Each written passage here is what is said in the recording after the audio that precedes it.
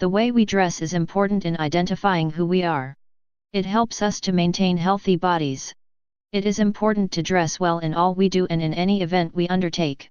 If we fail to do so, we risk being psychologically harmed or even mentally, which can affect our self-esteem. It is for the careful mind that seek good moral to consider what they dress. The first question to the Christian mind is how God will be glorified when I dress. Ask yourself when you dress, how I reflect a good standing of virtue when I put on my clothing. When one dress, one should look exalted, magnificent, noble, and most important, humble.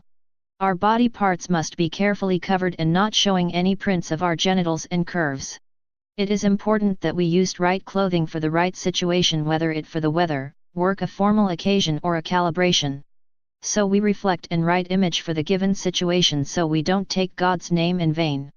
1 Peter 2 verse 9 said, "But yet are a chosen generation, a royal priesthood, a holy nation, a peculiar people."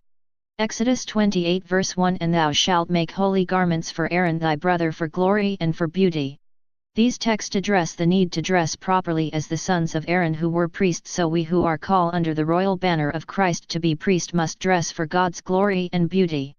Our clothing should be made by skilled and competent person, as the Bible put it in Exodus 28 verse 3, "And thou shalt speak unto all that are wise-hearted, whom I have filled with the spirit of wisdom, that they may make Aaron's garments."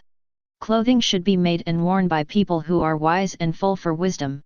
And steps must be taken that we consider who make the clothes we are wearing to ensure that it will reflect the glory of God. It is also important to add when coming to church that we should dress properly.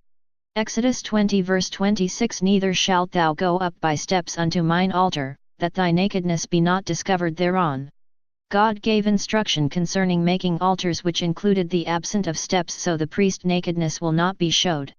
Fast forward in the 21st century, the way we dress does not comply with the company of God in former times. We dress in the most revealing clothing coming to church and leading out in church activity, and we find no issue with it. But this is wrong, and we should change to reflect God's glory and honor. Let us take careful consideration and care in the way we dress.